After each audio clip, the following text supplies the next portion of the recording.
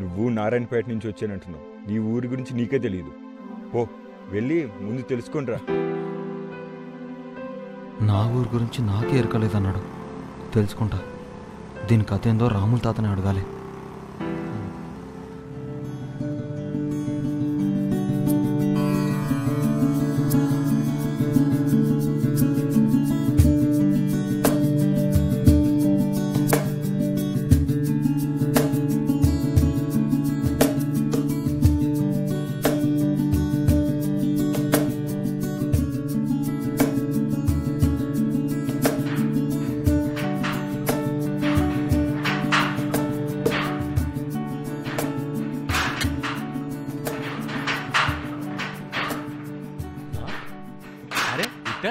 వచ్చేసినావా?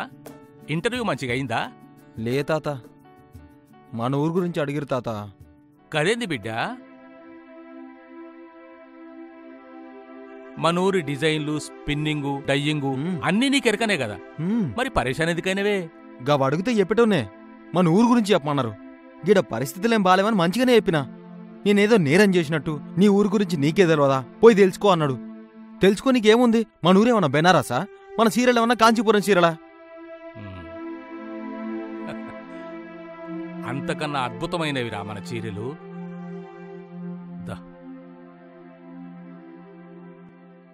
కూసో. అవి వట్టి చీరలు కావురా, మొగ్గం మీద మనోలు నేసిన అద్భుతాలు.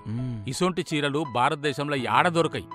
ఆ రోజుల్లో నారాయణపేట ఊరే కొత్త చీర లెక్క కలకలలాడుతుండే. ఎటు చూసినా నేతగాళ్ళు, డయ్యర్లు, సైజర్లు, మొగ్గాలు తయారు చేసేటోళ్ళు, సావుకారులు. అబ్బో, ఈ ఊరి ప్రతిష్ట గురించి ఏం చెప్పాలి? దానికి ఆ శివాజీ మహారాజుకే మొక్కాలి. మధ్యలో గాయనెందుకు వచ్చిండు? నువ్వు చెప్పేటి అన్నీ పెద్దోళ్ళు పొద్దువక చెప్పిన కథలు. అట్లా కాదు బిడ్డ. కప్పుడెప్పుడో 300 ఏళ్ల కిందట ఆ శివాజీ మహారాజు మన దేశానికి వచ్చిండు. అవునా తాత? అవు బిడ్డ. 300 ఏళ్ల కిందట పెద్ద సైన్యంతో ఆ శివాజీ మహారాజు మన దేశానికి వచ్చిపోయిండు.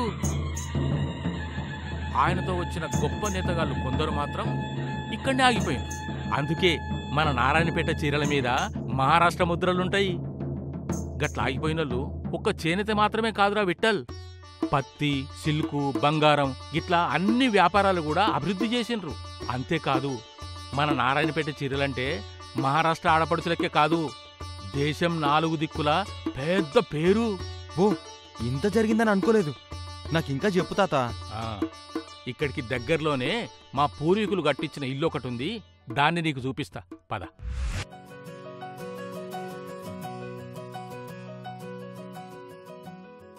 అప్పటి సంధి ఈడ చేనేత వ్యాపారం జరుగుతుండగా తాత? అవునరా, మా ముత్తాతలు 200 ఏళ్ల కిందట ఈ ఇంటిని కట్టిండ్రు.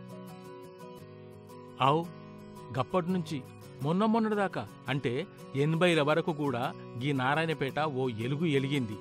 నాకింకా యాదికుందిర బేట, ఊరంతా మగ్గాల సవ్వడే సవ్వడి, సంగీతమోలే మోగుతుండే. తెలుగోళ్ళు, మరాఠోళ్ళు, కన్నడోళ్ళు, కులం మతం లేకుండా అందరం చేతులు చేసి పనిచేసినాం. ఇగో చూడు, గీయళ్లతోనే బంగారం నేసినాం.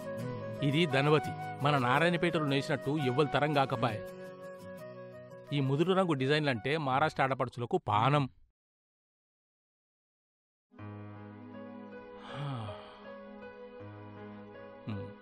భారతదేశానికి స్వతంత్రం వచ్చినాక సిల్కు రేటు ఒక్కసారి పెరిగిపోయి మన ఊరి వ్యాపారం బాగా దెబ్బతిన్నది. మళ్ళా మనం ఇట్లా బతికినాం తాత.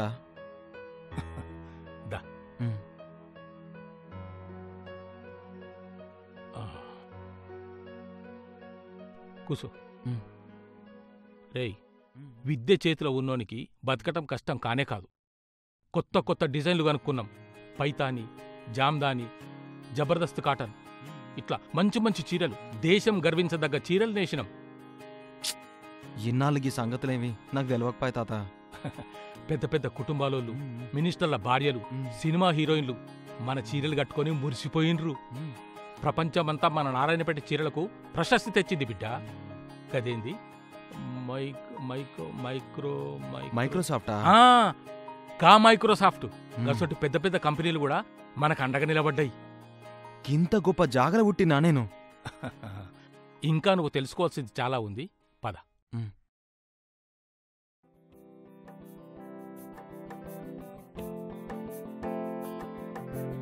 ఇప్పటికీ మన ఊరి ఆడోళ్ళి ఈ కళను కాపాడుకుంటూ వస్తున్నారు. అన్నట్టు మీ అమ్మ మంచిగున్నదా? ఇప్పటికి సీరియల్ నేస్తున్నదా? మరి నువ్వెందుకు సాయం చేస్తలేవా ఆమెకు? నేను టెక్స్టైల్ ఇంజనీరింగ్ చదివిన తాత. సిటీలా జాబ్ కోసం ప్రయత్నం చేస్తున్నా. అట్లా కాదు బిడ్డ, ఇక్కడ ఇన్ని అవకాశాలుండగా నువ్వు ఆ దేశాలు పట్టుకొని ఎందుకు తిరుగుతావు? నీ అసంటి చదువుకున్నోళ్ళు ఇప్పుడు ఈ ఊరికి చాలా అవసరం. నీ అసంటి చదువుకున్నోళ్ళు కూడా మనూళ్ళనే ఉండి బాగా పనులు చేసుకుంటున్నారు. నిజమే తాత. అగోజుడు, ఈమె భద్రమ్మ చదువైపోయినాక ఇక్కడనే ఉండి మనూళ్ళనే డయ్యింగ్ పని చేసుకుంటున్నది. నమస్తే. నారాయణపేట రంగులు ఎన్ని ఉతుకులకు కూడా మబ్బు పట్టాయి.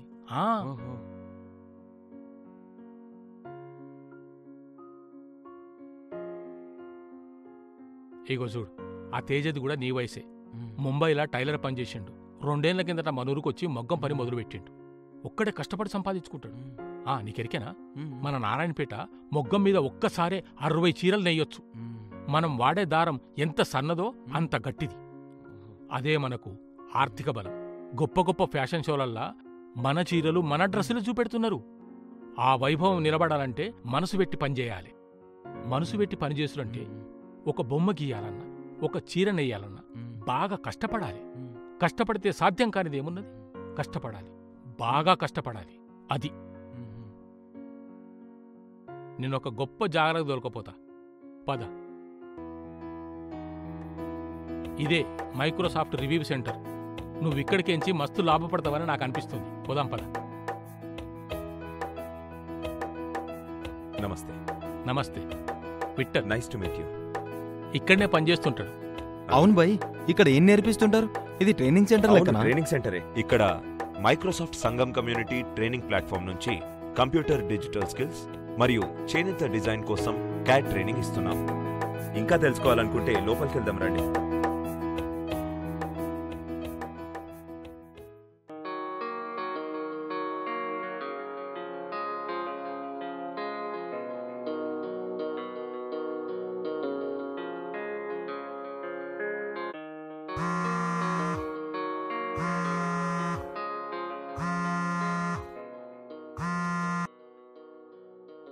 హలో. హలో విఠల్ గారా? అవునండి. నేను వస్త్ర హ్యాండ్లూమ్స్ నుంచి కాల్ చేస్తున్నాండి. చెప్పండి. మాకొక టెక్స్టైల్ డిజైనర్ కావాలి. మీకేమైనా ఇంట్రెస్ట్ ఉందా? Thank you. నేనిప్పుడున్న జాగలా సంతోషంగా ఉన్నా. అవునా? మీరిప్పుడు ఏం చేస్తున్నారో తెలుసుకోవచ్చా? తప్పకుండా. నేనిప్పుడు సొంతంగా చేనేత విభాగాన్ని నడుపుతున్నా. మైక్రోసాఫ్ట్ రివ్యూ సెంటర్లో శిక్షణ పొందిన 3 చేనేత కళాకారుని ఉద్యోగంలో చేర్చుకోగలిగిన. Thank you.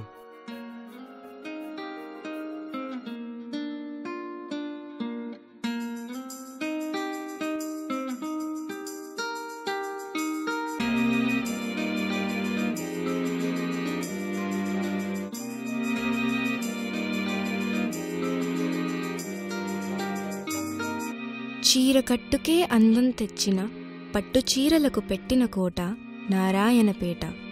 నిరుద్యోగ నిర్మూలనకై చేతి పనులు చేనేత చీరలై, చేనేత చీరలే యువశక్తి వనరులై, ప్రగతి పదానికి వారధులై.